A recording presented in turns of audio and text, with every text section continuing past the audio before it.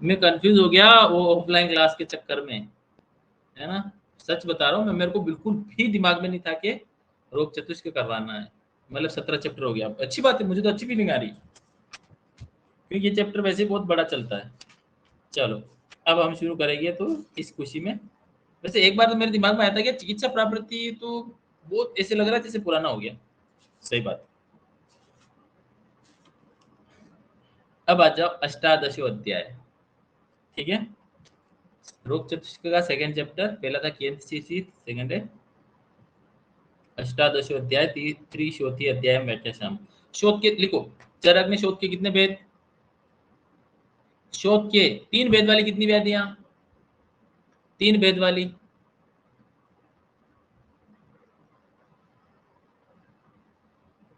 कितनी व्याधियां हैं? तीन भेद वाली तीन, किशोर, हाँ, किलास, शोथ और क्या है, बोलो। किलास, शोथ और रक्तपित्त। गुड। चलो आज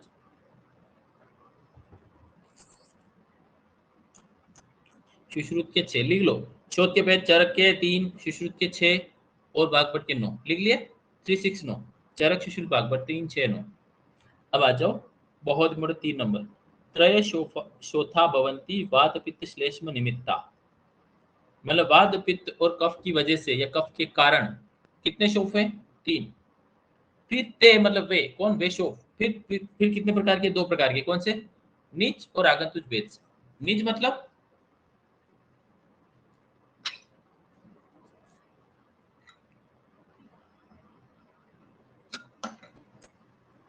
वात पित्त कफ से, आगंतुक मतलब अभिघात आदि चोट वोट से। अब देखो लिखा है, अब देखो निज की बात आगे करेगा कि निज दोष बात पित्त कब से होने वाले, लेकिन अभी बोल दे आगंतुक के कारण क्या क्या है। आगंतुक के क्या कारण हो सकते हैं बताओ? कुछ भी बाहर वाला फैक्टर। बाहर आप चल रहे थे, सीढ़ी फिसल गई, सीढ़ियों से फिसल के गिर गए, यहाँ लग गई पीछे, सूजन आ गई, लाल पड़ गया, तो क्या होगा? वो आगंतुक है ना। अभिघात से गिर के, फिसल के गिरने से। ये सारे हेतु आपको ध्यान रखने हैं। देखो आपको ये यूं ही याद हो जाएंगे क्योंकि इसमें कुछ है ही नहीं, आप सोच के बैठोगे तो इनमें से कोई ना कोई तुक्के में याद कर ही लोगे। आगंतुक शोथ के कारण, ईटियोलॉजी ऑफ एक्सोजिनस एडेमा। तत्र आगंतुज क्या आया? छेदन। पहला क्या है? छेदन, भेदन, क्षणन, भंजन। क्या है? छेदन, भेदन, क्षणन, भंजन, पिच्चिन, उत्पेषण, प्रहार, वध, बंधन, वेष्टन, वेदन, पीड़न। फिर पीड़न के बाद क्या है? आदि। तो पीड़न, आदि, आदि भी वाह, इन सभी से आगंतुक। तो इनमें से सारे कारण आ गए आपकी लाइफ में। जो है कभी गलती से कुछ होता है, एक्सीडेंट एक्सीडेंट, चोट लग गई, चाकू लग गया, कुछ भी हो गया, तो वो इससे होता है। सब्जी काटते काटते चाकू से। मैं इसीलिए शार्प शार्प धार वाला नाइफ यूज करता ही नहीं, मेरा हाथ सबसे ज्यादा कटता है। इसलिए मैं वो जो तिक्की तिक्की कांटे होते हैं ना, वो वाला चाकू यूज करता हूँ। वो लगता भी है तो कटता नहीं इतना। बल्लाद का पुष्प। अब आया देखो आगंतुक पेड़ पौधे से, और आपको पता है कि बल्ला तक का नाम क्या है? शोफ। शोफ कर, नाम ही क्या है उसका? शोफ कर। तो शोफ कर, तो बल्ला तक पुष्प, फल। तो बल्ला तक का फूल लग जाए या उसका पुष्प लग जाए, शोभ हो जाएगा। और इसीलिए बल्ला तक उपविश में आता है। अरे विष में आता है, उपविश में आता है, अगर तंत्र में, टॉक्सिकोलॉजी। अरे बोलो।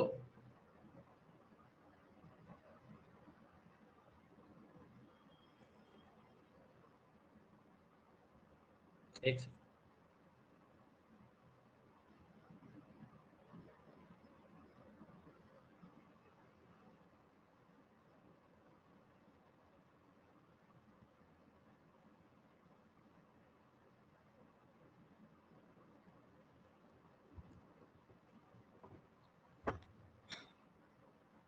उपविश में आता है। मेरे को आज पंचकर्मा की न्यूज चल रही थी ना, पता है नई का, कि नई में पंचकर्मा बड़ा फुल चल रहा है, वेटिंग चल रही है। आज टाइम्स ऑफ इंडिया में आया शायद, है ना?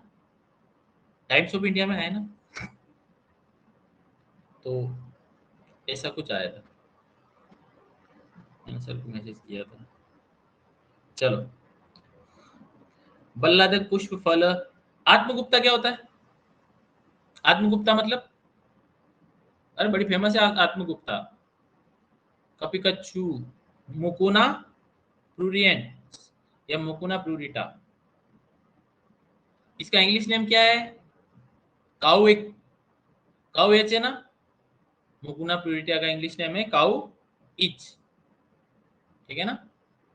अरे गायों को लग जाता है, गायों को खुजली होती है इसलिए इसका नाम, क्योंकि गाय चरने जाती है।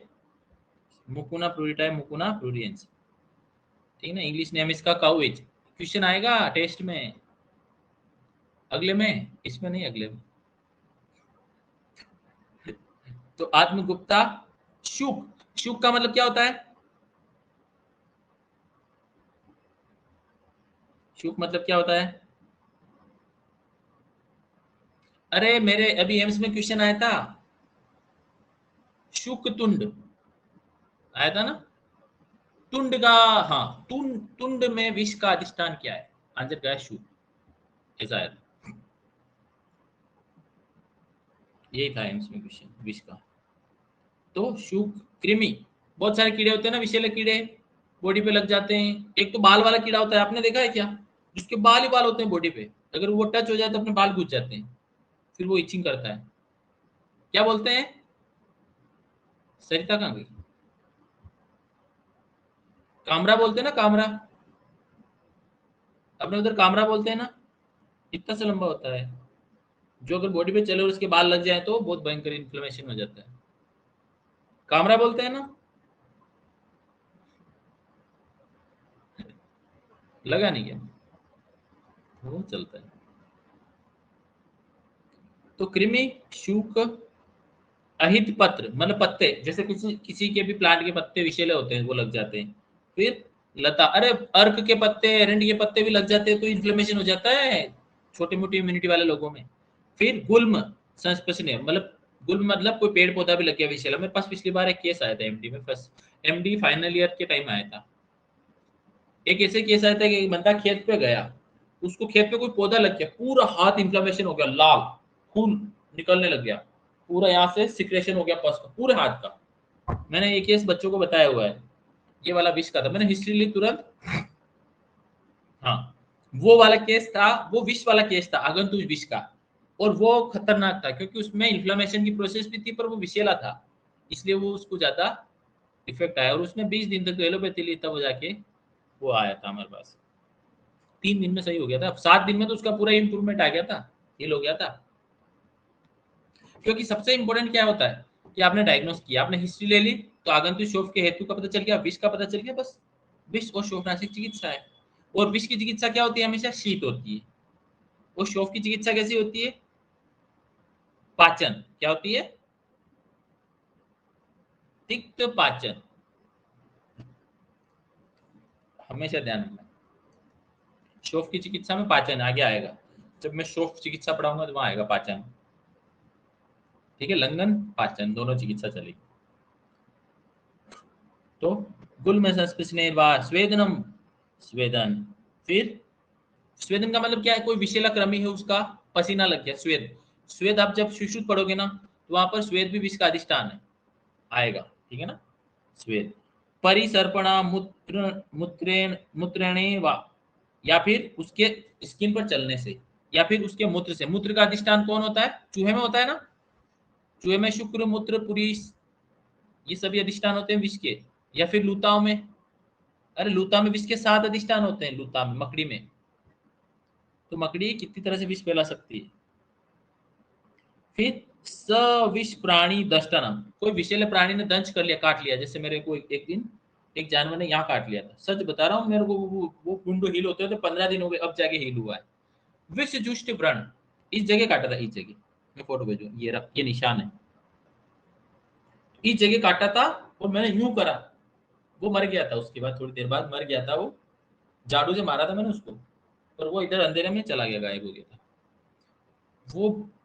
पर उसका विष का व्रण बड़ा खतरनाक था, बड़ा खतरनाक विष चढ़ा था मुझे, थोड़ी देर, घंटे भर तो मेरी हालत खराब हो गई थी। पर बाद में उसका व्रण हुआ, वो व्रण बना, फिर वो 15 दिन में जाके हील हुआ, अब जाके हील हुआ है, मतलब कि घर जाने से पहले की बात है शायद। राखी से पहले की बात है। तो ऐसा होता है कि विष जुष्टि व्रण बड़ा लेट से ही होता है, ये सही बात है। तो दृष्टानाम दंत विषाणाम, दंत दांत, किसी के दांत लग जाए, जैसे सांप के दांत के अंदर छेद होता है। सांप के कहाँ छेद होता है? विष। सांप की विष वाली नली कहाँ से निकलती है? उसके दांत के वहां से निकलती है, टिप से। वो जैसे ही काटता है ना तो दांत से विष छोड़ता है। इसीलिए तो जो सपेरे होते हैं ना, ये दांत तोड़ देते हैं सांप का। सांप का दांत तोड़ देते हैं, सपेरे होते हैं वो। फिर वो सांप काट नहीं सकता, दांत तोड़ देंगे, फिर विष ग्लैंड ब्लॉक हो जाती है, फिर वो सांप कुछ नहीं कर सकता। पता है आपको? तो फिर सविष प्राणी दृष्टानाम दंत विषाण, विषाण मतलब किसी के सींग लग गए, तो किसी के सींग लग गए तो उससे भी। नख लग गया, नाखून लग गया तो। नाखून बड़ा खतरनाक विषैला होता है, कुछ बिल्ली का और बहुत सारे जानवर होते हैं जिनका नाखून विषैला होता है। फिर निपाते वा, उनका निपात लगने से। सागर, समुद्र की हवा विषैली होती है, याद रहेगा। समुद्र मंथन से क्या निकला था? विष निकला था। तो सागर की हवा भी विष, समुद्री हवा हमेशा विषैली होती है, ध्यान रखना है। समुद्र की तरफ से आने वाली हवा भी सुश्रुत में आएगा, विषवर्धक। कौन सी दिशा की वायु विषवर्धक है सुश्रुत में? कोई बता सकता है? पूर्व, पश्चिम, उत्तर, दक्षिण, नैऋत्य, आग्नेय? किसी को सुश्रुत पड़ी है तो मुस्कान ने तो छोड़ दी थी एग्जाम टाइम। नैऋत्य की भविष्य लिया, अच्छा, चलो देख के बताना मुझे, ठीक है। फिर सागर विष, वात, हिम, दहन, आग लगने से। आंख में झुलस गया तो भी इन्फ्लेमेशन हो जाएगा, ध्यान रखना। दहन का मतलब यही है यहाँ पर, ठीक है ना। आग लग गया, झुलस गया, छाले हो गए, तो वो भी शोफ है, ध्यान रखना, आगंतुक शोफ है। उसमें भी अलग चिकित्सा है, ठीक है ना। ये मैं इसीलिए पढ़ा रहा हूँ क्योंकि निजी शोध से ज्यादा ये मिलता है। मैं इसको इतना धीरे इसलिए पढ़ा रहा हूँ कि निजी शोध आपको बहुत कम मिलेगा, आगंतुक शोध बहुत ज्यादा मिलेगा। हर कोई छोटा बच्चा कहीं भी चोट लगा के आ जाएगा, कोई कहीं टच होके आ जाएगा। इसको क्या कीड़ा, अभी बोला था ना कि वो दिल्ली में उस बच्चे को कुत्ते ने काट लिया। क्या हुआ? दिल्ली में बच्चे को कुत्ते ने काट लिया, तो उस बच्चे ने घर पे आके नहीं बोला पेरेंट्स को। सबसे बड़ी अनएजुकेटेड, पढ़ी लिखी फैमिली, इसको बोलते हैं पढ़े लिखे अनएजुकेटेड लोग, जो कि अपने बच्चों को इतना भी नहीं बोल सकते कि बेटा तुझे कुछ हो गया तो घर पे बताना है। उसने, बच्चे ने सोचा कुछ बड़ी बात नहीं है, क्योंकि बच्चे को नहीं पता रेबिस क्या होता है, हाइड्रोफोबिया क्या होता है, लेकिन पेरेंट्स को ये चीज इन्फॉर्म करनी चाहिए। तो उसने, बच्चे ने बताया नहीं, खेल कूद में कुत्ते ने काट लिया, वो खेल रहा था, फिर विष कुपित हो गया उसका। तो वहां भी विष कुपित हो गया। और जब एक बार विष कुपित हो जाता है कुत्ते वाला, आप खुद मार दो उस बच्चे को अपने हाथ से, तड़प के मरेगा, इससे अच्छा ये।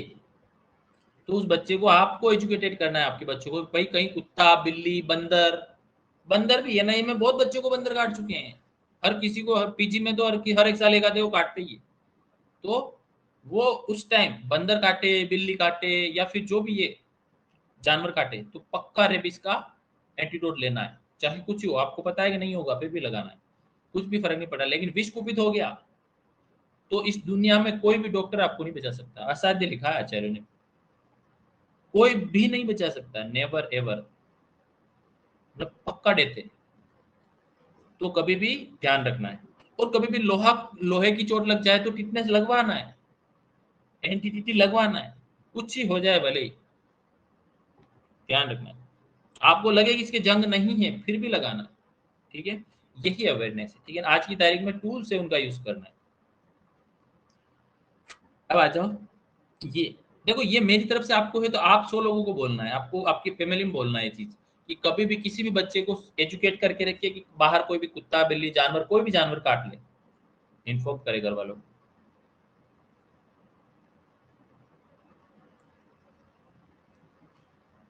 मेरे खुद के साथ ये हादसा हुआ है, बचपन की बात है कि तू, मतलब 4-5 साल की एज की, मेरे को कुत्ता काट लिया था घर में। उससे पहले वो 2 लोगों को गांव में काट के आया था, तीसरा मेरा नंबर था। इमीडिएट 80 वो लगाया रेबीज, और मेरे तो उस टाइम लगातार 1 महीने तक लगे एंटी रेबीज के। उसके बाद 14 ईयर तक, याद रखना है, जब भी रेबीज का टीका लगता है ना, या रेबीज का वैक्सीन लगता है, एंटीडोट लगता है, तो 14 ईयर उसका क्या रहता है, विंडो पीरियड, क्या रहता है, मतलब उसके लगने के बाद भी एंटी रेबीज लगने के बाद भी 14 साल तक वो उसका सस्पेक्ट रहता है कि उसको कभी भी रेबीज हो सकता है, इतना खतरनाक होता है। ये मैं बता रहा हूँ आपको कि 14 साल निकलने के बाद सिक्योर होना है कि अब मेरे को रेबीज नहीं होगा। एंटीडोट लगाने के बाद भी कुछ भरोसा नहीं तो लगाना। चलो आ जाओ, अब आ जाओ 5 नंबर, आगंतुक क्षोभ की संप्राप्ति और उपचय। आगंतुक क्षोभ के कारण के अनुसार पहले लक्षण युक्त होते हैं। देखो ये वही बात है, आगंतुक में कौन सा लक्षण आएगा पहले, विष का लक्षण आएगा, या फिर कोई चोट लग गई तो उसके साथ जो भी लक्षण आएगा आगंतुक का लक्षण अपना आएगा, वात पित्त कफ का लक्षण नहीं रहेगा। वात पित्त कफ का लक्षण फिर बाद में जब उसका अनुबंध हो जाएगा, आगंतुक का नीच के साथ अनुबंध हो जाएगा, तब दोष का लक्षण आएगा। इसीलिए यहां लिखा है बाद में वातादि दोष उत्पन्न हुए शोथ के लक्षणों से एक देश विपरीत होते हैं। एक देश विपरीत मतलब जो भी लोकल दोष है, जैसे वातज है, पित्तज या कफज है, उनसे भिन्न एक देश विपरीत मतलब आपको एक चीज तो कंफर्म है, या एक देश का मतलब जैसे किसी को चोट लगेगी तो या तो यहाँ लगेगी, यहाँ लगेगी, पैर में लगेगी, ऐसे थोड़ी कि एक साथ चोट लगी तो पूरे शरीर में लगी, नहीं होता है। या फिर किसी ने काटा तो, या किसी का नख लगा एक जगह लगेगा ना, एक देश के जो वहां के जो लक्षण आएंगे वो वात पित्त कफ से भिन्न होंगे या उसके अपोजिट होंगे, ठीक है।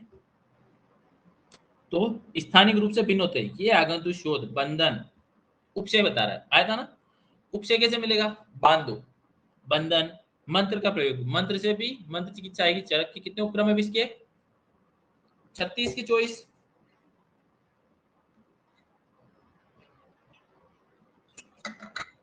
पहला उपक्रम क्या है, मंत्र, वेरी गुड। आ जाओ, अगत विषनाशक औषधियों को प्रयोग, उसमें भी क्या, लेप, प्रताप, अग्नि से सेक, निर्वापन, शीतल, क्वाथ से परिषेक आदि उपचारों से चिकित्सा करने पर शांत हो जाए, ये उपचय है। अब आ जाओ जल्दी 6 नंबर,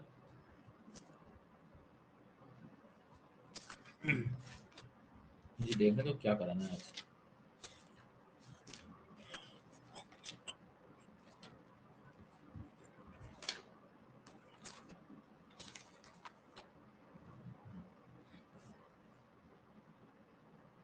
फिर आ गया देखो निज, निज दोष का मतलब क्या, बॉडी के अंदर क्या मैकेनिज्म होती है, बॉडी की फिजियोलॉजी विकृत हो जाएगी, दिनचर्या, ऋतुचर्या, दानी अदानी वेग सब आएंगे, देख लेना इधर। अग्निमान, अजीर्ण भोजन, अध्यशन, विषमाशन, सब कुछ आएंगे हेतु इसमें, ठीक है ना। निज दोषों में देखो पहला क्या है, सबसे पहला जो कि सबसे इंपॉर्टेंट है, क्या,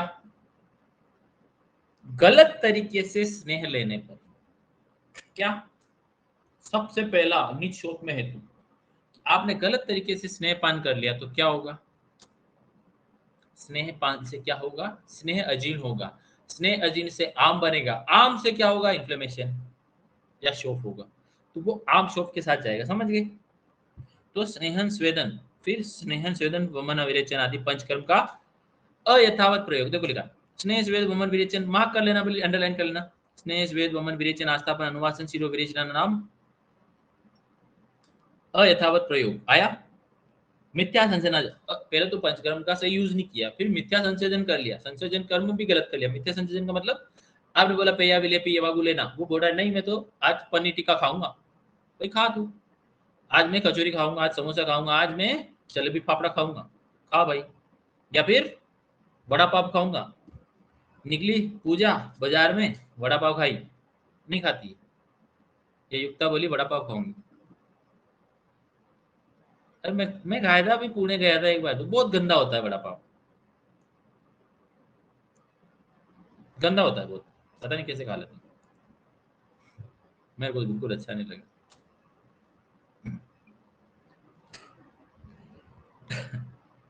आ जाओ,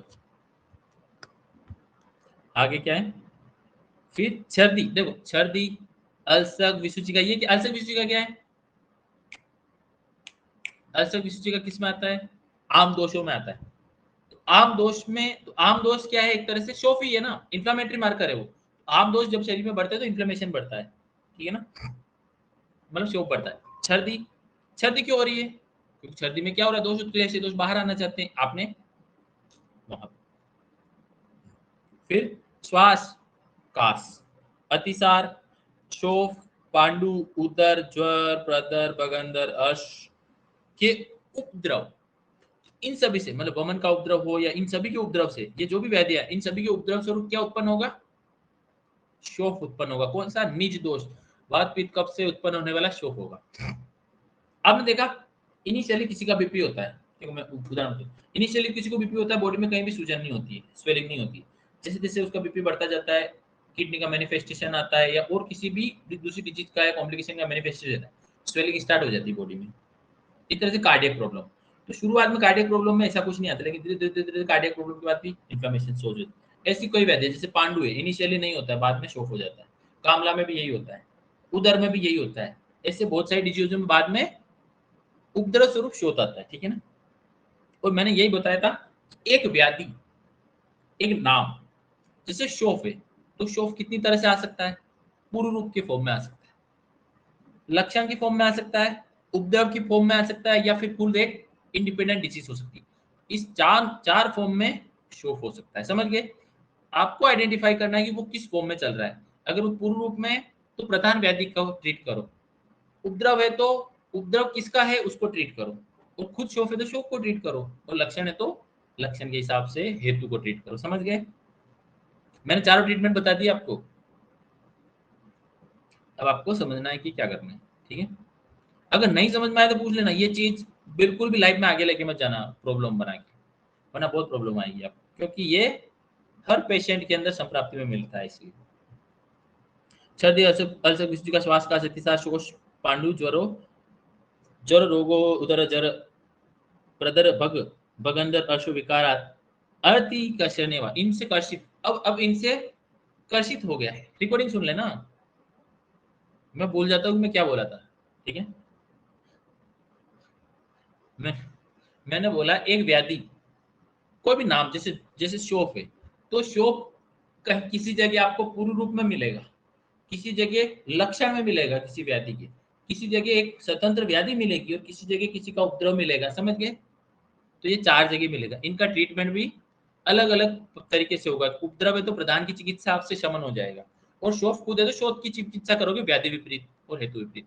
और शोफ लक्षण है तो उसका हेतु पकड़ के हेतु विपरीत चिकित्सा करोगे, और अगर पूर्ण रूप है तो किस व्याधि के साथ जा रहा है उसके पूर्ण रूप को ट्रीट करो या व्याधि को ट्रीट करो, समझ गए। ऐसे चलेगा। इसी तरह से यहाँ बोला ये कि इनसे अतिकर्षित हो गया, मतलब इन डिजीज से अतिकर्षित होने का मतलब क्या है कि ये डिजीज काफी लंबे टाइम तक बॉडी से अनुबंधित थी, शरीर से लगी हुई थी, तब उसके उपद्रव स्वरूप शोफ हुआ, यही मतलब है। फिर कुष्ठ, कंडु, पीड़िका आदि, तो कुष्ठ, कंडु, पीड़िका आदि से शोफ हो जाएगा। छर्दी, श्वेतु, ये वेग धारण आ गया। तो रोगा सर्वपि जायन्ते, मंदोग ने आया था अष्टांग सूत्र 4 का, तो रोगा सर्वपि जायन्ते मंदोग ने वेगोदीन धारण, क्या आया था? रोगा सर्वपि मंदोग ने, रोगा सर्वपि जायन्ते वेगोदीन धारण, 2 लाइन है। अष्टांग निदान का है, अष्टांग सूत्र 4 का है। तो ये तो छर्दी, श्वेतु, उद्गार, शुक्र, बाद, मूत्र, पुरीश, वेग धारण, तो वेग धारण आ गया। फिर कर्म, रोगो, उपवास, तो कर्म की वजह से कौन से कर्म, यहाँ कर्म का मतलब क्या, बोलो पंच कर्म, ठीक है ना। रोग व्याधि की वजह से, उपवास ज्यादा उपवास करने की वजह से स्वेलिंग हो जाती है, ठीक है, शोथ हो जाता है। फिर उपवास के बाद अद्व, मार्ग गमन करने की वजह से जो कर्षित हो गया वो, या सहसा अति, गुरु, अम्ल, लवण, पिष्टान्न, फल, शाक, अचानक से जारा गुरु अन्न ले लिया, अम्ल रस, अम्ल रस के लिए क्या आया था, शोफम आपादाई थी, अम्ल रस शोफ को बढ़ाता है हमेशा।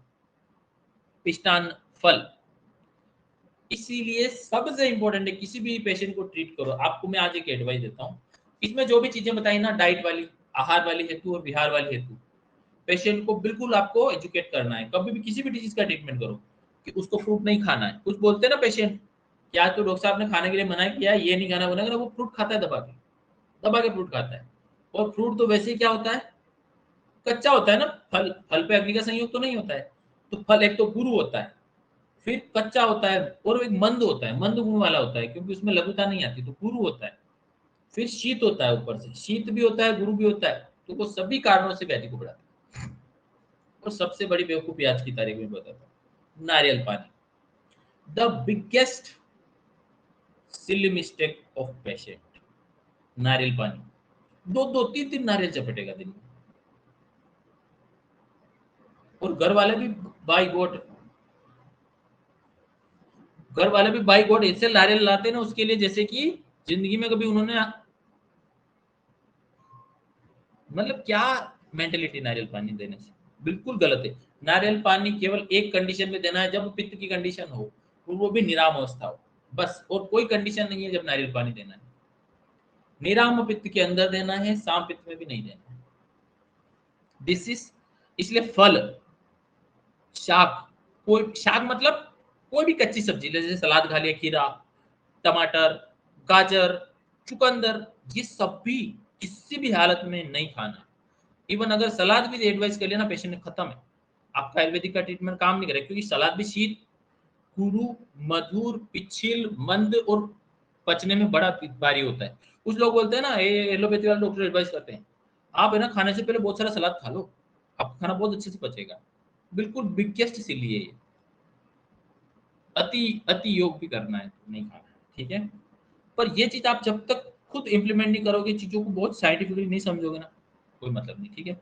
मैं इसलिए तेरे पढ़ा रहा हूँ क्योंकि ये ट्रीटमेंट का सबसे मेन पॉइंट है, आपके आयुर्वेदिक क्लिनिकल पार्ट का सबसे मेन पॉइंट है। आगे माधव निदान बोलता है कि सभी व्याधियों का हेतु क्या है, सभी व्याधियों का मूल हेतु कौन है? अरे 5 बच्चे, कोमल, मोक्ष, ये तो बोलो, इनको तो पता होना चाहिए। आम, आम, नॉट मंदाग्नि, आम। स मूल हेतु सर्व विकारणम, सभी विकारों का मूल हेतु तो आम ही है। और इन सभी से क्या होगा? आम होगा। शाक, फिर आगे क्या है? हाँ, राग। राग का मतलब क्या होता है? दमादम दमादम समोसे के साथ चटनी चपेट रहे हैं, वो आती ना पुदीने की, हरी चटनी, लाल चटनी। अरे इतने बड़े समोसे में इतनी सी चटनी कैसे खाऊंगा? अभी अभी थोड़े दिन पहले आया था ना रणबीर कपूर का, कुछ रणबीर कपूर का एक एड आया था। हाँ, कड़ी के साथ, दही के साथ। तो वो बोल रहा है अचार और चटनी, तो ये राग में आता है, याद रखना है। अचार भी कॉन्ट्राइंडिकेटेड है, ऐसा यहाँ लिखा है, अचार भी नहीं खाना है, केवल शौक की कंडीशन में, या आम अवस्था में। अचार चटनी तो, अचार तो भाई सुबह का नाश्ता, परोठा, पनीर का परोठा, प्याज का परोठा, आलू का परोठा, अचार चलता है भाई, या दही चलता है? हाँ, रोटी शट्टी, पराठा, ठीक है ना। तो अचार चटनी, चटनी कुछ ना मिले तो चटनी है ही सब जगह। इवन गुजरात में जाओ, महाराष्ट्र में जाओ, सब जगह चटनी मिलेगी। साउथ नॉर्थ में जाओ, चटनी मिलेगी। चटनी के साथ एक चीज और आती है, आप देखो इडली डोसा खाने जाते हो या सांभर, वो मसाला डोसा खाते हो, डोसे के साथ 3 चटनी लाता है, नारियल की चटनी, एक हरी चटनी कौन सी होती है वो, एक हल्की सी लाल कलर की चटनी, ये 3 चटनियां रखता है वो। स्वाहा।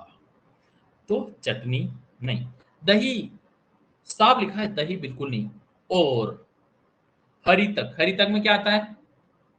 प्याज, गाजर, मूली, ये सभी हरी तक में आते हैं, ध्यान रखना। तो इनका सलाद नहीं खाना है ना। मदिरा नहीं, मंदक, मतलब मंदक दधी अभिषेक नाम आ गए। विरुद्ध दानी, ये सबसे खतरनाक है। स्प्राउट, आज की तारीख में क्या बोलते हैं लोग? स्प्राउट खाना चाहिए, बहुत हेल्थी होता है, सबसे खतरनाक है। सबसे खतरनाक विरुद्ध आहार है अंकुरित धान्य, स्प्राउट, ये लिखा है यहाँ पर, विरुद्ध अंकुरित धान्य, ठीक है ना। तो विरुद्ध धान्य स्प्राउट कभी नहीं खाना है। और इधर आसपास मिल जाते हैं, इधर जयपुर में भी, अंकुरित मूंग का, दाल मोठ बोलते हैं हमारे इधर, क्या बोलते हैं? दाल मोठ। उसमें वो क्या डालता है पता है? आलू, टमाटर, प्याज, और ऊपर से यूं करके नींबू निचोड़ देता है। तो वो तो भयंकर ही विरुद्ध हो गया, भयंकर जहर है वो। और फिर उसको वो यूं यूं वो हिलाता कैसे, वो कागज में करके यूं यूं यूं फिर देता। तो उसकी स्टाइल ही अलग है। तो अब आ जाओ, विरुद्ध नव, नया धान्य नहीं लेना है। गुरु होता है ना, क्लेद युक्त होता है, तो नया धान्य लेना है। शुभ धान्य, शमी धान्य, ये सभी नए गुरु होते हैं, नए नहीं लेना, नूतन। फिर ग्राम उदक पिशित, मतलब ग्राम्य और उदक, मांस नहीं खाना है। फिर क्या बोला है? बहुत इंपॉर्टेंट आया, भुनी हुई मिट्टी खाने से। मिट्टी खाने से क्या हो रहा था? मृतिका जन्य पांडु, जहां पर शोफ हो रहा था, मृतिका जन्य पांडु देख लेना, शोफ ही शोफ है, ठीक है ना। अधिक नमक खाने से शोफ है। फिर गर्भवती स्त्रियों के गर्भ के अधिक पीड़न से, बहुत इंपॉर्टेंट निदान है। अगर आपको कोई फीमेल पेशेंट मिले ना, उसकी हिस्ट्री लेना, कितनी बार मिसकैरेज हुआ, कितनी बार अबॉर्शन हुआ, हिस्ट्री लेना है। अगर आपको एग्जैक्ट हेतु मिल गया ना, तो यही मिलेगा।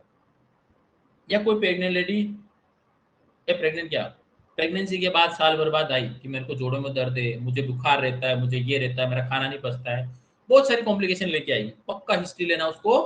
प्रेगनेंसी के बाद उसने क्या क्या फॉलो किया, 5-6 महीने तक, 6 महीने तक छुतिका शून्य धातु युक्त होती है, उन 6 महीनों में उसने क्या रूटीन वर्क किया, ऑक्यूपेशन क्या था उसका, उसने डाइट क्या फॉलो करी, उसने काम कितना किया, 100% आम मिलेगा, 100% आम मिलेगा। यू शुड ट्रीट आम एंड विश, विश भी मिलेगा, क्यों, शून्य धातु में तो वो बहुत ज्यादा विरुद्ध आहार कर लेगी, विश कुपित हो जाएगा, तो आम विश मिलेगा उसके अंदर, और यू शुड ट्रीट आम विश, ठीक है। फिर आम गर्भ गिरने से, ये आ गया मिसकैरेज या अबॉर्शन। आम गर्भ गिरने से, बच्चा होने पर प्रसूतिता के नियमों को उचित रूप से पालन न करना चाहिए, ये सबसे इंपॉर्टेंट हेतु है। बस कभी भी जो कोई भी गायनेकोलॉजिस्ट बने या फीमेल पेशेंट आए, तो उसकी हिस्ट्री लेनी है, ठीक है। तो मैं तो लेता ही हूँ, मैं कुछ नहीं चुकता, मैं सब पूछता हूँ। बच्चा होने पर प्रसूतिता के नियमों को उचित रूप से पालन न करने पर जब दोष अधिक बढ़ जाते हैं, तब शोक उत्पन्न होता है। ये नीचों के सामान्य कारण है, और ये अभी तक का आपका ट्रीटमेंट का मूल मर्म है। अगर आपको ट्रीटमेंट में आगे सक्सेस होना है, ये सब हेतु ध्यान रखने हैं, ठीक है। अब मैं शुरू करता हूँ फटाफट वात हेतु के निदान संभ्राप्ति। वात हेतु आपको पता है रुक्ष होते हैं, वात प्रकोप ग्रस्त होंगे, सभी अजीर्ण उपवास ये सभी होंगे, मार्ग चलने वाला, अति व्यायाम ये सब होंगे, अति मैथुन ये सभी लक्षण होंगे। देखो मैं पढ़ता हूँ। शीत श्लोक नंबर अगला आ रहा, शोफ वातिक शोक का निदान पॉइंट 1। अयम तो अत्र विशेष शीत रुक्ष लघु विशद श्रम उपवास अतिकर्षण शपन आदि भी वायु प्रकोपितम तो मांस शोणित आदि नहीं अभिभूय शोफम जनयति। ब्रैकेट लगाना, स शिप्रोत्थान प्रश्नो भवति, क्या, स मतलब वह कौन, शोफ, कौन, वो शोफ, शीघ्र उठ जाता है, शीघ्र दब जाता है, ऐसा। तो ब्रैकेट लगा लिया, शिप्रोत्थान प्रश्नो भवति तथा श्याम अरुण वन, कौन सा वन, नॉन फिटिंग, कोमल, नॉन फिटिंग, कौन सा, हाँ, अब आ जाओ। श्याम अरुण वर्ण प्रकृति वर्णो वा चल स्पंदन खर परुष्य भिन्न तो रोमा छिद्यत इव विद्यत इव पीड़ित, इस तरह से पेन होगा, छिदन छेदन, चीरा लगा रहा है, कोई दबा रहा है, इसी तरह से पेन होगा, ये पेन का पैटर्न है, ठीक है ना। तो आपको क्या समझना है, विकार प्रकृति अधिष्ठान समुत्थान विशेष अंतराणी च, तो ये तीन चीजें समझनी है। तो विकार प्रकृति, उसका विशेष समुत्थान मतलब निदान, तो ये निदान से रिलेटेड आपको हेतु समझ में आ जाएगा। मैंने बोला था तीन चीजें कैसे पता करनी थी चीज में, आप लिख लेना आपके पेज में, मैं आज बच्चों को बताई। एक होता है हेतु, क्या होता है, एक होता है हेतु ऐसे,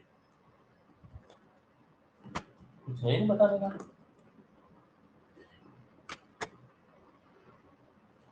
एक होता है हेतु, एक होता है लक्षण, ये दो एक दूसरे के साथ ऐसे चलेंगे, मतलब हेतु से लक्षण को, लक्षण से हेतु को पकड़ना, और हेतु और लक्षण से दोष को पकड़ना, ये आपको आना चाहिए। This is art of history taking, ये सबसे अलग है आयुर्वेद में, और सबसे इफेक्टिव है कि हेतु से लक्षण को समझना, लक्षण बोल दिया तो उससे हेतु को समझना, और इन दोनों से दोष को समझना। लक्षण से दोष को समझ लिया, हेतु से दोष को समझ लिया, फिर इन दोनों से मतलब दोष से हेतु लक्षण को समझ लिया, ये चीज आपको आनी चाहिए। समझ गए आप लोग, समझ गए क्या कैसे बना ट्रायंगल।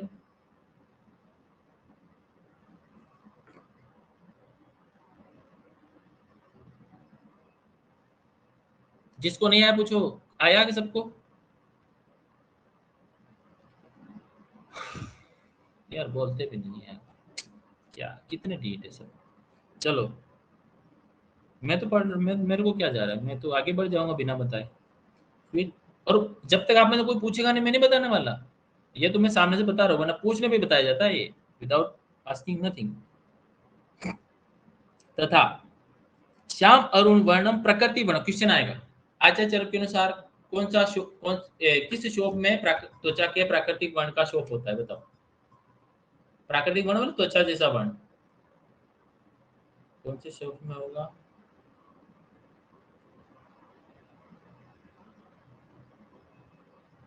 बोलो, बात अच्छी, ठीक है ना। अब बोलोगे नहीं तो याद नहीं होगा, मैं पहले बता रहा हूँ, ठीक है। आ जाओ।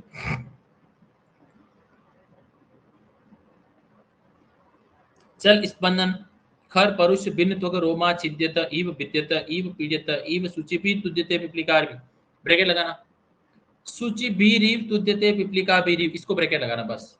फिर लास्ट में आया सर्क्षप कल्कावलिप्त, ब्रैकेट लगाना, बहुत इंपॉर्टेंट है। इन सभी में सबसे इंपॉर्टेंट यही है, सर्षप कल्क इव आवलिप्तम, मतलब सर्षप कल्क का लेप लगाया हो ऐसा। किस व्याधि में प्रतीत होता है, किस शोभ में प्रतीत होता है? आंसर वातशोभ, ठीक है। इस पूरे श्लोक में मैंने बताया आपको सशिप्रुत्थान प्रश्न भवति, पहला लक्षण। दूसरा लक्षण प्रकृति वर्णो शोभ, तीसरा सूचि भी तुदित पिपलिका बीरी, चौथा सशप कल्कावलिप्त, ठीक है ना, ये लक्षण बताया। उसके बाद आ जाओ पित्तज, उष्ण तीक्ष्ण कटु क्षार लवण अम्ल अजीर्ण भोजन। मैंने हमेशा अभी तक क्या बताया आपको, अजीर्ण भोजन किसी व्याधि का निदान आ जाए तो कौन सा दोष जाता है? आंसर हमेशा पित्त दोष। आगे ग्रहणी में भी आएगा, अजीर्ण का वर्णन आएगा और वहां पर पित्त की विकृति, अग्नि की षष्ठी पित्त धरा कला की विकृति, ये सब बताएगा। तो अजीर्ण भोजन आ जाए तो दोष कौन सा जाएगा? दोष पित्त, ठीक है। अग्नि अग्नि प्रताप पित्तम प्रबुदितो मानसा तो मांस शोणित अभिभूय शोतम जनेति सशिप्रुत्थान प्रश्नो भवति, ब्रैकेट सशिप्रुत्थान प्रश्न, तो कौन से दोष होगा जो शिप्रुत्थान प्रश्नो भवति? किसके लिए आया?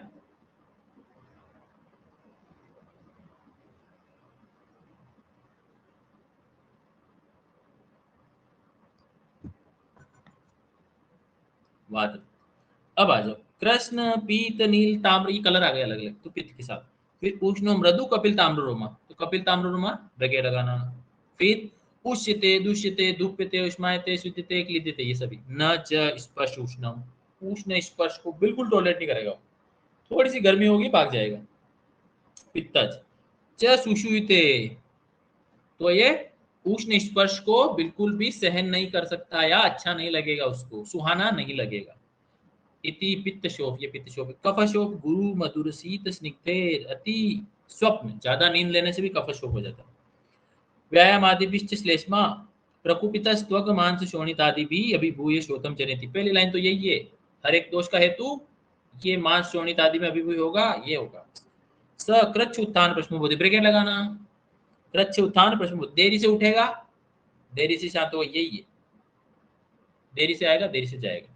फिर पांडु श्वेत अववासु, कफ का लक्षण।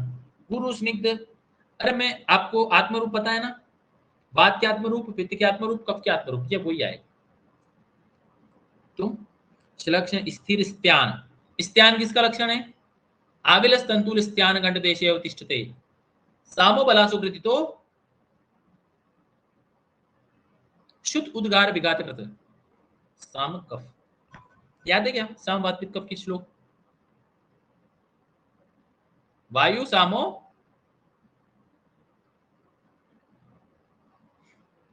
विबंधो अग्नि साध तंत्रांध्र पूजने शोभ निस्तोदे वेदना शोभ निस्तोदे क्रमशोंगानि पीड़ियेत स्नेहादि वृद्धि मापनोति सूर्य मेघोदय निशि। एक लाइन रह गई, कौन सी लाइन? हाँ, विचरे द्युपच्च अपि गृणाति कुपितो भृशम, ठीक है ना, ये लाइन। फिर साम पित्त का, साम कब का तो मैंने बोल दिया, साम पित्त का दुर्गंधि दुर्गंधम हरितम शाव, यही है क्या? पित्तम अम्लम, क्या कर रहे हो, बोलते ही नहीं आप। चलो कोई नहीं, आप पढ़ना, ठीक है। हाँ, हरित शाव पित्तम अम्लम स्थिरम गुरु। अगली लाइन,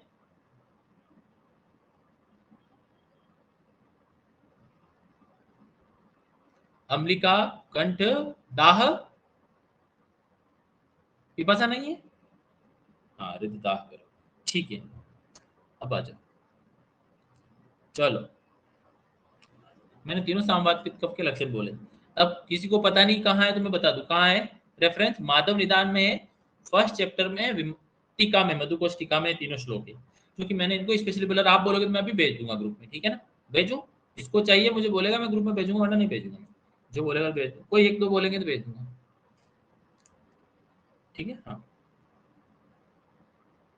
भेज दूंगा, ठीक है।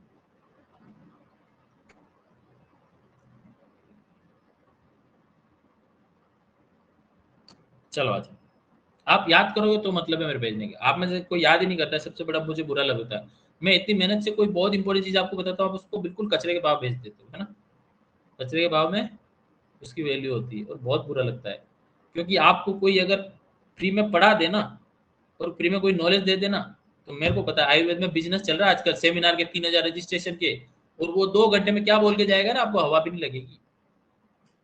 वो शुरू क्या करता है और खत्म क्या करता है, आपको कभी कनेक्ट ही नहीं होगा। वो आजकल सेमिनार होता है 3,000 का रजिस्ट्रेशन, 2 दिन का, 2 टाइम खाना, बस इतना ही, और 2 दिन में कुछ नहीं होना। मिथ्या है सब। और मैं आपको यूं समझो, आपको कि पूरे जो सेमिनार में 3 दिन पढ़ाया जाता है, वो मैं आपको एक लेक्चर में पढ़ाता हूँ, और वो भी बिल्कुल सीक्वेंस से। तो आपको तो रोज एक सेमिनार हो रहा है, समझो आप। 3,000 रुपये पर सेमिनार के हैं, समझो आप।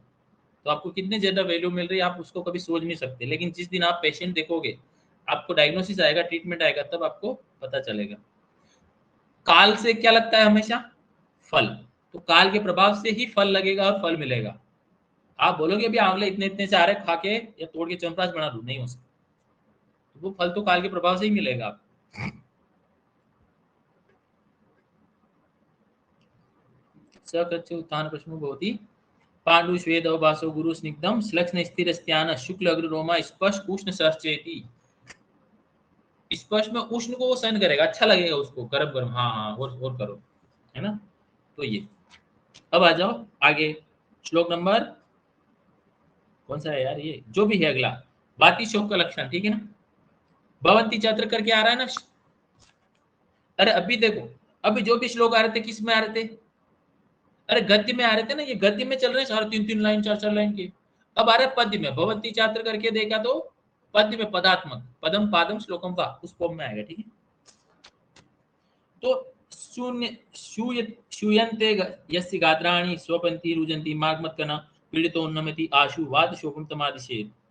ये बोल रहा है कि यही है, इसको बोलते हैं नॉन पेटिंग एडिमा, दबाने पर पुनः उठ जाएगा, यही है। देखो लिखा है पीड़ितानि उन्नमन्ति आशु, ब्रैकेट लगाना। क्वेश्चन आएगा पीड़ितानि उन्नमन्ति आशु किस शोक का लक्षण? वाता से याद रखना है। और नहीं आएगा किसी में। वाद शोभम तम आदि से यश्चापि अरुण वर्णाभम शोफो नक्तम प्रणश्यति, बताओ। ब्रैकेट लगाना, नक्तम प्रणश्यति, शोफो नक्तम प्रणश्यति, कौन सा? नक्तम का मतलब क्या होता है? नक्त मतलब रात्रि। तो रात में जिस शोफ का शमन हो जाए वो कौन सा शमन है, कौन सा शोफ है?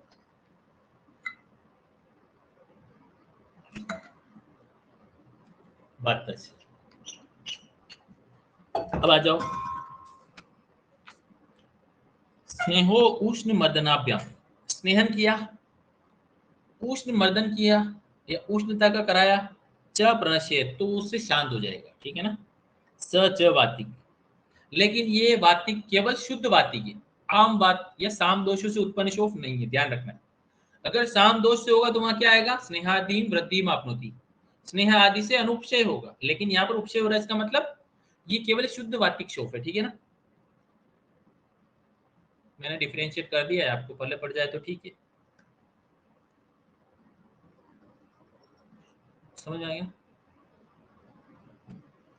तो स्नेहो उष्ण मर्दनाभ्याम च प्रणश्येत सच वातिक।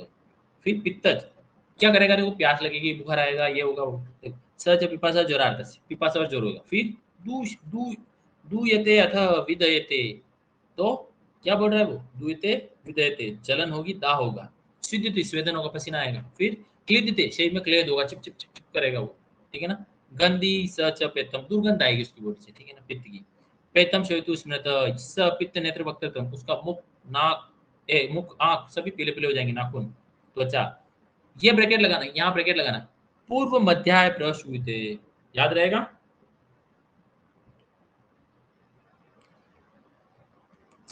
अरे पूर्व मध्य मतलब शरीर में, देखो शरीर में दोष कहाँ रहते हैं? हृदय से ऊपर कौन रहता है? कफ। हृदय और नाभि के बीच में कौन रहता है? पित्त। और नाभि से नीचे कौन रहता है? वात। यही तो कॉन्सेप्ट है।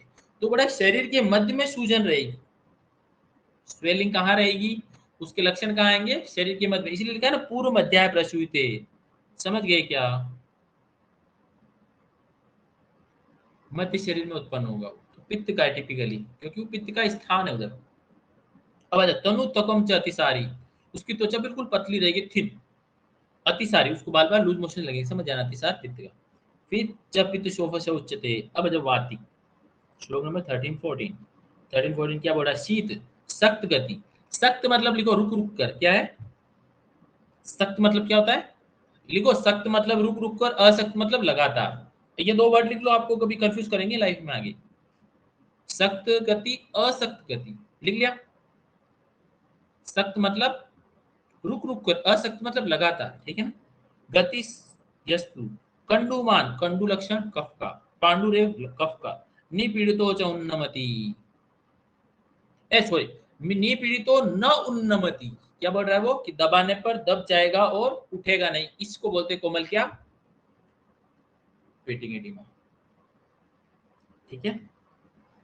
इसको ब्रेकेट लगना, श्वेतु सब कपात्मकम यस्य शस्त्र कुछ। अब आपने क्या किया? उस शोफ को शस्त्र से कुछ से चीरा लगाया, तो वहां से रक्त नहीं निकलेगा। क्या निकलेगा? चिपचिपा सा रक्त मिश्रित, क्या निकलेगा? लिक्विड निकलेगा, ठीक है ना? इसलिए लिखा है शस्त्र कुछ छिन्नात शोणितम न प्रवर्तते, कफ में, याद रहेगा। रक्त की प्रवृत्ति किसमें नहीं होगी? कफ में। फिर कृच्छेण पिचास्रवती, पिछिल द्रव्य निकलेगा, हल्का सा रेडिश रक्त के साथ। हाँ कोई बात नहीं, मेरे को पता है गलती हो गई, ठीक। तो कृच्छेण पिचास्रवती, और एक बार गलती होना बहुत जरूरी है, ताकि वो वापस गलत ना हो कभी। एक बार गलती होना जरूरी है, जो ऐसी चीजें होती है वो, क्योंकि गलती से वो परमानेंट याद हो जाता है। जैसे कि मुस्कान को पता है बात कि गलती से क्या चीजें एक बार, दो बार, तीन बार करके अपने दिमाग में पक्का सेट हो जाती है, फिर गलत नहीं होती। तो गलती लेकिन कब तक, कब तक करनी गलती?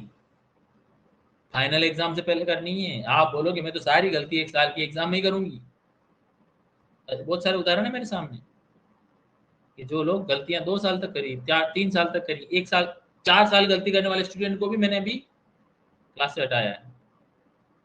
टॉलरेट नहीं कर सकते ना, 4 साल तक किसको टॉलरेट करना है? पैसे भी, पैसे उसके तो दी गई फीस भी पा रही है मेरे ऊपर, समझे क्या? तो ऐसे लोगों को नहीं टॉलरेट कर सकते। कृच्छेन पिच्चा स्रवती चपी सच अपि कप संभव, ठीक है ना? ब्रेके लगा लिया। कृच्छेन पिच्चा स्रवती यस्य शस्त्र कुछ छिन्न शोणिता शोणितम न प्रवर्तते, ये भी निवृत्त होती, ये 3 ब्रेकेट लगाना, ठीक है। अब आ जाओ द्वंद्व जो सन्निपात। इनमें क्या बोल रहा है वो कि द्वंद्व और सन्निपात हमने नहीं बताया, क्योंकि ये शोफ किसको फॉलो करता है? प्रकृति समसंवेद। प्रकृति समसंवेद मतलब क्या होता है? इसी सिद्धांत को वाग्भट ने एक नाम से और बोला, बताओ कोई मुझे बता देगा क्या? टाइमैक्स गिफ्ट है, टाइमैक्स गिफ्ट। वाग्भट ने प्रकृति समसंवेद को एक सिद्धांत से समझाया, वो सेम टू सेम वही सिद्धांत है। टाइम भी कम है, 20 सेकेंड 30 सेकेंड का टाइम है।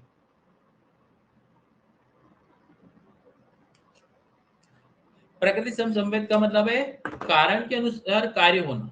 इसी को वाग्भट ने एक सिद्धांत से समझाया, कोई बताएगा?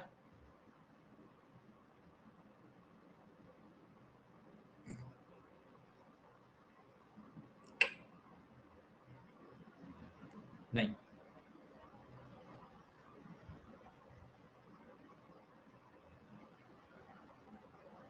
बहुत इंपॉर्टेंट है ये, अगर आपको समझ में आ गया ना। अरे हिंट क्या होता है? वो तो हिंट ही है खुद ही, उसके पीछे कोई हिंट नहीं है, कोई भी नहीं। कोमल, मुस्कान, मीनाक्षी जी, कोई भी। शुभजीत, ओ डॉन, बोल।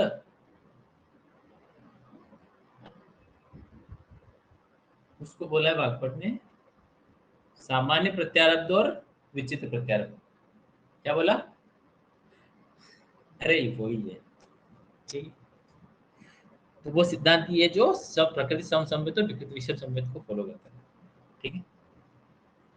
अब आ जाओ स्थान के अनुसार प्राइस लेने का मौका था, नहीं मिला। तो स्थान के अनुसार शोफ की साध्यता असाध्यता, लेकिन आप ये क्वेश्चन नहीं पूछने वाला मैं प्राइस के ऊपर, प्राइस पूल बंद हो गया इस क्वेश्चन पे, ठीक है ना, कई साल के लिए। स्थान के अनुसार दो पेन पेंडिंग पड़े मेरे पास, एक तो उसका शैली का और एक ये मुस्कान का। मुस्कान का पड़ा है मेरे पास फेरी गार्डिंग, तो दो पेन पड़ेंगे। मुस्कान जब जयपुर आएगी तब मिलेगा उसको। चलो आ जाओ। अब आए स्थान के अनुसार शोफ की साध्यता असाध्यता। तो ये बोल रहा है कि बॉडी में दो लोग हैं, मेल फीमेल, स्त्री और पुरुष। तो बोल रहा है कि किसके कहां से शोफ शुरू होगा, तो वो कृच्छ शादी होगा या कष्ट शादी होगा। स्त्री क्या करती है, बोलती जाता है ना, स्त्री बोलती जाता है, और पुरुष चलता फिरता जाता है। पुरुष चलता फिरता है ना, काम करता है। तो स्त्री के तो मुख से शोथ उत्पन्न होगा तो वो कष्ट साध्य होगा क्योंकि बोलती जाता है, और पुरुष ये पैर से शुरू होगा क्योंकि चलता जाता है, तो वो कष्ट साध्य होगा। और दोनों के गुही प्रदेश से, मतलब यूरोजेनेटल ऑर्गन से शोफ शुरू होगा तो वो कष्ट साध्य होगा। समझ गए? अरे याद हो गया क्या ये श्लोक? अब देखो मैं पढ़ता हूँ। जो शोफ प्रथम पैर से उत्पन्न होकर संपूर्ण शरीर में फैलता है वह पुरुष के लिए कष्ट साध्य। समझ में आ गया? क्योंकि चलता फिरता जाता है। स्त्री के मुख से शोथ उत्पन्न होकर संपूर्ण शरीर में फैलता है तो वह कष्ट साध्य, क्योंकि बोलती जाता है। कोई पर्सनली मत लेना, ये समझाने के लिए, ठीक है ना, कि वो तो मैं तो बोलती नहीं हूँ, मैं यूं ही बदनाम हूँ, है ना। पर इसमें क्षत्रियो गच्छन्ति न्याय लगता है। कौन सा न्याय?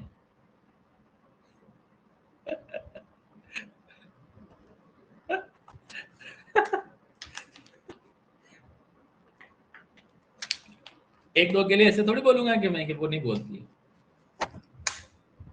क्षत्रियो गच्छन्ति न्याय जिसको समझ में आ गया होगा उसको आ गया होगा।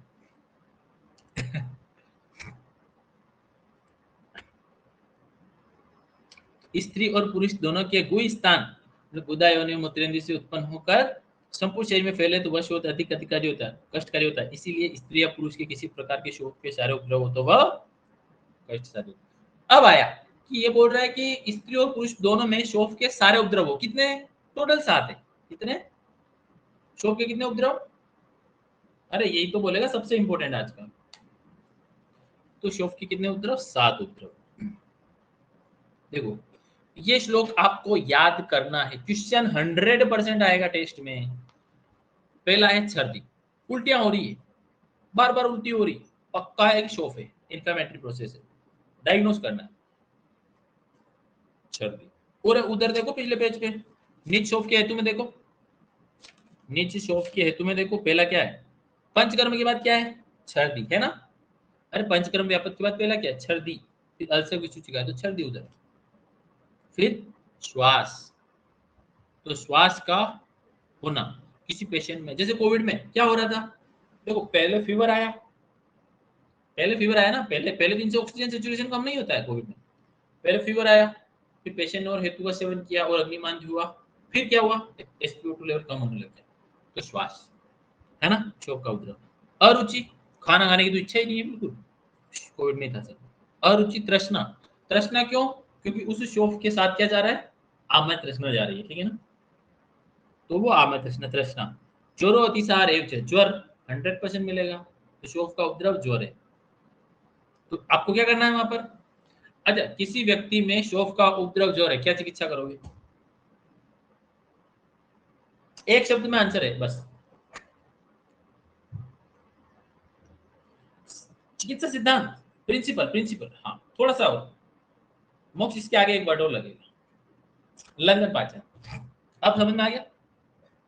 चलो ठीक है, तो लंघन पाचन चलेगा, ठीक है ना। अब आ जाओ अतिसार, अतिसार आ गया तो, अगर आमज अतिसार है, शोक के बाद आमज अतिसार है तो उसकी उपेक्षा करनी है, और अति प्रवृत्ति वाला या निराम अतिसार है उसमें स्तंभन कराना है। समझ गए? तो वो वाला। और आम शोक से उपद्रव अतिसार है तो पक्का आम होगा, इसलिए अतिसार। फिर सबको अयम सदुर्बलता, शरीर दुर्बल हो जाएगा, तो सबको अयम सदुर्बल्य शोथो उपद्रव संग्रह। ये शोक के कितने उपद्रव हो गए? 7। बहुत इंपॉर्टेंट है, ठीक है ना। सुश्रुत का देखो नीचे, सुश्रुत ने 2 एक्स्ट्रा माने, कौन कौन से? हिक्का और कास, तो तीनों हो जाएंगे, हिक्का श्वास कास, तीनों ही मिलेंगे तो शोक का उपद्रव है, ठीक है ना। तो सुश्रुत ने हिक्का और कास, ये 2 उपद्रव शोक के अधिक माने, तथा श्वास पिपासा दौर्बल्यम नीचे विमर्श श्वास पिपासा दौर्बल्यम ज्वर सर्दी अरोचक हिक्का अतिसार काशश्च शोधिनम शपयन्ति ही शुश्रुत चिकित्सा 23। ठीक है, ये हो गया आज शोफ का उपद्रव। बाकी का कल कराएं, कल छुट्टी है नहीं है नहीं। कल बताओ मुझे कौन कौन कब फ्री है, मॉर्निंग इवनिंग, क्योंकि कल आपकी छुट्टी है ना गणेश चतुर्थी की। अरे रुको,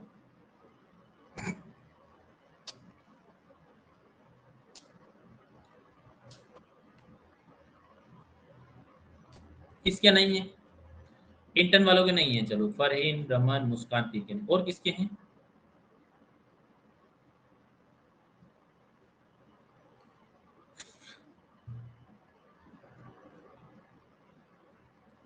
अच्छा बोलो रमन मुस्कान कब फ्री हो तो ना। रमन मुस्कान कब फ्री हो रहे हो तीनों? फिक्स 5 बजे बाद, फिक्स शार्प। 4 से 5 नहीं ले सकता? 4 से 4:30, 4:30 से 5, 4:30 से 5:30, या 4 से 5:30, 4:30 से 5, या 4:30 से 5:30, 5 से 6, 5 से 6 डन। ठीक है, 5 फिक्स, 5 बजे लेके 1 मिनट भी लेट नहीं होगा, क्योंकि मुझे 1 घंटे में चैप्टर कराना है कल। ठीक है ना, ये चैप्टर नहीं मिस होगा कल, किसी भी हालत में कराना है मुझे, मैं सिलेबस को कभी पीछे नहीं छोड़ सकता। ठीक है ना, एक दिन भी नहीं। 4:30 से कौन रेडी? चलो सब चलो, 4:30 फाइनल, 4:30 फाइनल। ठीक है, लॉक कर दिया गया। मैं टाइम डाल देता हूँ क्लास में।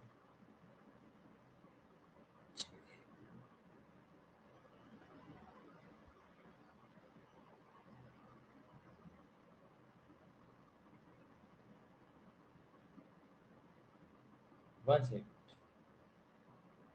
किधर है मेरा?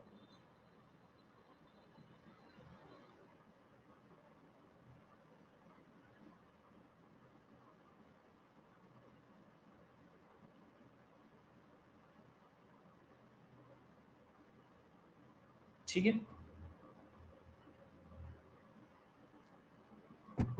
नहीं एक होगी कल, एक होगी, रात वाली नहीं होगी, एक ही होगी। ठीक है, एक ही होगी, टेंशन मत ले मुस्कान, स्ट्रेस कम, काम डाउन। ठीक है।